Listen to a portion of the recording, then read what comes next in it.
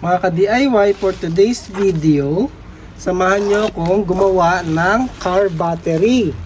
Yung katumbas ng 1SM. Yung 1 para sa mga sedan. Yung 1SM usually para sa mga sedan yan eh. Tapos yung 1SM usually nasa 50 to 60 AH. So ilalagay ko to sa Mirage mga ka-DIY.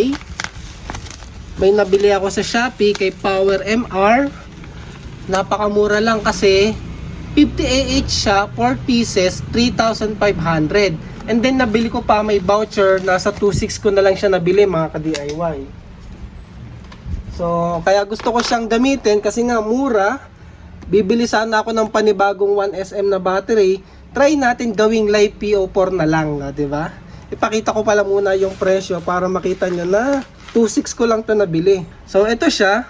Kay Pau MR ko siya nabili mga ka-DIY. 4 pieces na 50 AH. Ang halaga niya ay 3,500 pero dahil meron akong voucher, ayan no, 841, 2,600 ko na lang siya nabili. Tapos para sa build na to para sa build nga pala na to, bumili rin ako ng case. So ito yung case na nabili ko para sa kanya. Sana sakto no, pero base naman sa research ko at pag-check ng dimension ng 1SM, mukhang tutugma naman tong case na to. Nabili ko to ng 1,200. 1,600 siya. So may voucher din. Ay magpakita yan no. May voucher din kaya 1,200. So 1,600 tsaka 1,200. At syempre kailangan din natin ng BMS. Ito pala yung gagamitin ko. Itong BMS na to ay continuous current nito ay 50 amps. Pero yung starting or instantaneous current nito mga ka-DIY ay 800 amps. So ito yan no. So sabi, 800 amps, yung starting lang ha, instantaneous, hindi continuous. Pero yung continuous naman niya, 50 amps. So suwak na suwak to sa mga kotse, sasakyan mga ka-DIY. At syempre, gagamit na rin tayo ng active balancer. So ito ay 200 pesos. Para sure na magbabalance yung ating battery. Kasi kapag nag-start kasi tayo ng sasakyan, malakas na current yung kinukonsumo nun mga ka-DIY. Posibleng dyan mag-start yung off balance kasi nga depende sa internal resistance ng battery, lalayo yung kanilang voltahe. Kaya kapag ganitong malalaking current yung application, mas maganda meron kang mataas na active balancer. Pero kapag yung application mo naman ay mahabang panahon mo siya gagamitin, tapos less current lang, parang storage sa bahay or backup power, okay lang na mas maliit na active balancer. So ito na siya, 50 AH, 4 pieces, lithium iron phosphate prismatic. So ayan, ang cute. Ang cute lang no mga ka-DIY. So alin ang positive, negative?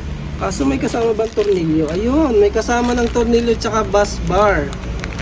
Akala ko bibili pa ako ng tornilyo nuts tsaka bus bar eh. At least may kasama na pala. So ayan siya mga ka-DIY. Ang sukat nito ay, tingnan natin sa aking caliper. Ay ito, may metro pala ako dito. Tingnan natin sa metro.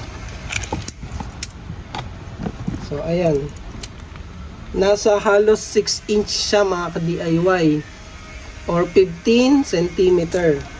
Yung tangkad niya ay 12, halos 12. Pero kapag isasama natin yung terminal ay nasa 14 mga ka-DIY. So ito, kasyang-kasya naman to sa case. Ay, sorry gumalaw. Ngayon, ang tetestingin na lang natin dito kung legit ba yung capacity nito. Kasi dapat at least 50 AH talaga yung makuha natin. Kasi syempre gagamitin natin to sa kotse. Ilalagay ko pala yung mga link sa baba. I-click nyo na lang sa screen para makita nyo kung saan ko nabili itong mga to. So sana may stocks pa kapag bibili nyo na to mga ka-DIY. Usually kasi pag pinost natin, nauubos yung stocks. So mga ka-DIY, yung QR nya hindi nababasa ng scanner eh. So ayaw oh.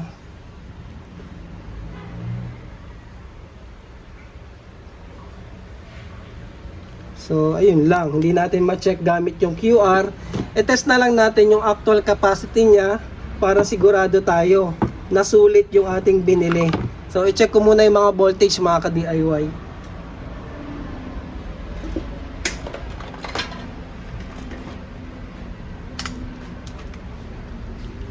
So, tester natin, check natin.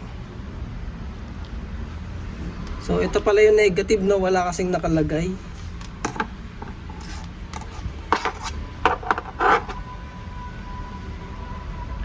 So, 3.27, 3.27, 3.26, 3.26 talaga siya. 3.27, 3.27, so 3.26. So millivolts lang naman yung pagitan nila, 0.04. So pwede na rin, balance na rin yan. Kakabitan naman natin ng active balancer yan mga ka-DIY. So ngayon, i-fully charge ko yung isa dyan, and then i-capacity test natin para makita natin kung legit ba na 50 amp hour to mga ka-DIY. Gamitin natin yung ating capacity tester.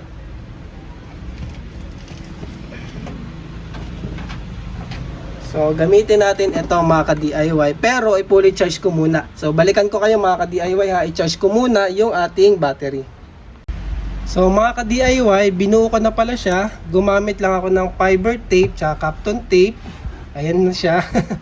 Hindi ko na na-video, medyo mahirap kasi kumilos eh. So ayan, na-compress ko na siya, and then ito, ganito lang naman yung connection niya mga ka-DIY. Positive, negative, tapos positive, negative, positive, negative, positive, negative. Alternate lang, tapos isi-series nyo lang yan mga ka-DIY. Main positive, tapos negative connected sa positive ng kabilang cell, tapos yung negative niya connected naman sa positive ng kabilang cell, at yung negative naman niya connected doon sa positive ng isa pang cell. So ito na yung main negative natin. So check natin yung voltage. Kaya ako pala binuo, i-test ko na siya ng isang buo. Kasi pwedeng isa lang yung i-test ko, naisip ko buuin na natin. Para lahat ng cell, matetest natin siya. Isang testingan na lang, kaya naman eh. So yung ating main positive at main negative, so ayan. Meron tayong 12.94 volts. Ipo-fully charge ko lang to, and then itetest ko na mga ka-DIY. So ayan na siya mga ka-DIY, charging gamit yung ating lab bench power supply. So nasa 67 watts. So yan na kasi yung sagad ng aking power supply, hanggang 4 to 5 amps lang maximum. So nagcha-charge na tayo ng 67 watts. Balikan na lang natin to kapag fully charged, and then i-set up naman natin yung discharge test. So yung mga clip pala na yan, nilagyan ko siya ng active balancer. Ayun, ayun, kinabit ko na dun sa likod, pero temporary lang yan mga ka-DIY, para lang sure ako na balance yung mga cell. Tapos wala pa yung BMS ha, so malalaman natin kung merong papalya. So sana wala naman maging problema, and then mamaya kapag fully charged, discharge test naman natin mga ka-DIY. Mga ka-DIY, hindi ko na napakita sa inyo kagabi, sinet up ko pala to kasi late na siya na fully charge, mga 11 or 12. Tapos ito ngayon, hapon na, 1 PM na discharge ko na siya, in-start ko kagabi. So ayan siya, natapos naman, at ayan yung kanyang capacity. So 52 AH. So goods naman no, legit yung battery na to. So marirecommend ko siya kung naghahanap kayo ng 50 AH, or gagayahin nyo tong video na to, gagawa tayo ng battery equivalent sa 1SM para sa mga sedan or small SUV. So ito, ilalagay ko na lang yung link ng battery na to, kaya galing kay POMR. Maganda pala yung box niya no, kasi naka-styro talaga siya na makapal. Hindi siya yung basta lang shinip. Naka-box niya talaga yon, from shipment yan from China. So andyan na lang sa screen yung mga link. Pati yung case, hindi pa kasi dumating, kaya abangan nyo yung part 2, bubuuin natin siya.